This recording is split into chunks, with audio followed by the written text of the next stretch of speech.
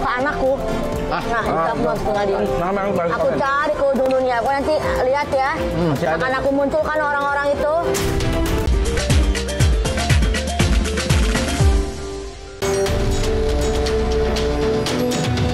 Kiki Saputri tak bisa membendung amarahnya melihat kenyataan putri kecilnya Naisha Nada Khairi atau Kaya yang baru 3 bulan sudah mengalami body shaming oleh netizen.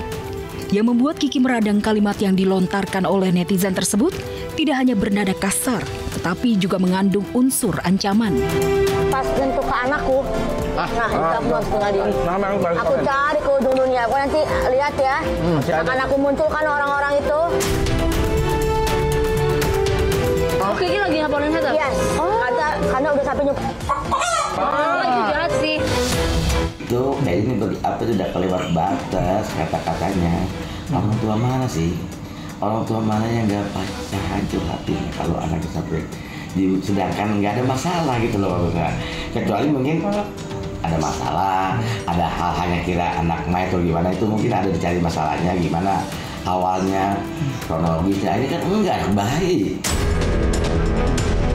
Tak terima putri kecilnya dihina dan dihujat di media sosial, Kiki yang sudah mengantongi akun netizen tersebut tak ragu untuk melaporkan pembuli anaknya ke pihak berwajib. Sebagai ibu, ia tak akan pernah membiarkan dan memaafkan siapapun menghina anaknya.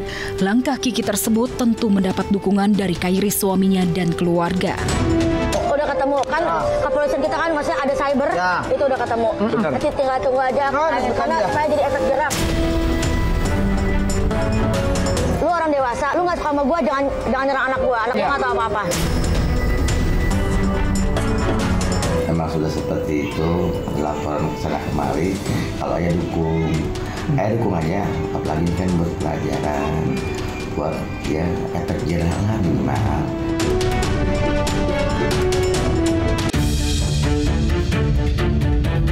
Bukan kali ini saja netizen melakukan body shaming terhadap anak artis.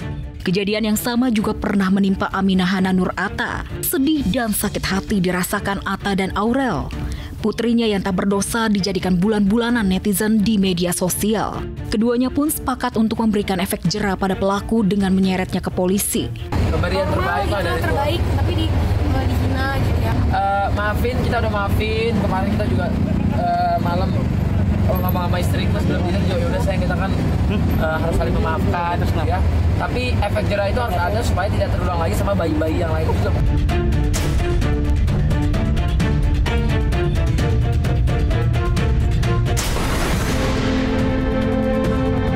Ria Ricis juga pernah dibuat meradang oleh ulah netizen yang membuli Moana putrinya di media sosial. Bagaimana tidak, tak hanya menghujat fisik Moana. Tuh, tolong ya, aku gak mau balas apapun. Bacakan, kenapa sih jahat banget sih? Aku salah apa? Alih-alih melaporkan netizen ke polisi, mantan istri Teuku Ryan itu justru melabrak langsung pembuli Moana dengan menghubungi pemilik akun tersebut. Nah, terus aku cari data-datanya, kemudian aku DM, boleh minta nomor telepon, aku bilang gitu kan, boleh minta nomor telepon. Buat apa katanya, mau ditelepon kak, masih sopan gak, mau telepon kak, aku masih mengejar kakak loh. Saya takut kakak laporin saya ke pihak berwajib, padahal itu bukan ulah saya.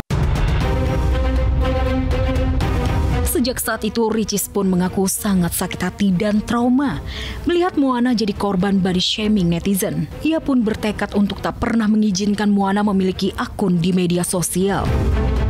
Itulah alasan kenapa aku nggak mau kasih dia sosmed sendiri, dan juga kalau gede nggak boleh punya sosmed sampai kapanpun, Moana nggak boleh punya.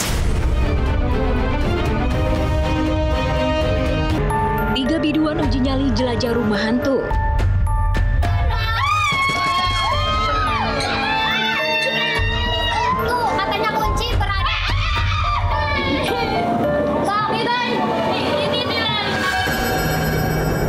Ada yang berbeda dilakukan oleh 3 biduan dangdut, Wina, Mayang, dan Fani.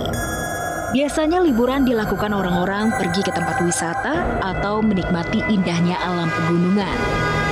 Namun kali ini, mereka mencoba pengalaman baru sambil menguji nyali masing-masing pergi ke wahana rumah hantu. Kita mau experience, cari keseruan aja ya, gimana kira-kira 3 biduan masuk ke rumah hantu.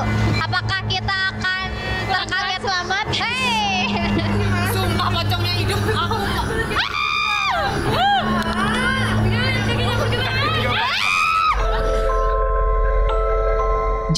Ketakutan dan tangis pun menggema ketika ketiganya bertemu dengan para penunggu rumah hantu. Terus ini siapa? Sumpah. Nanti kata, ini gua ada cepet.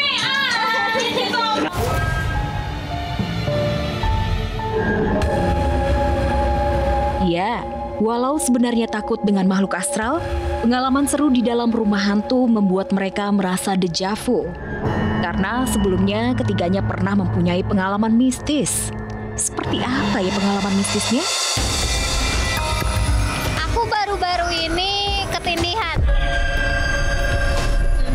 Sama. Gue juga ketindihan. Tapi sekarang udah enggak dulu sih. Sebenarnya aku kayak gitu sih, cuma nggak terlalu yang kayak takut banget gitu, enggak sih. Tetap percaya aja, kita berdoa aja kalau ada yang kayak gitu. Mungkin itu peringatan buat kita untuk lebih hati-hati gitu. Gitu. Begitu ya pemirsa, terlihat siapa yang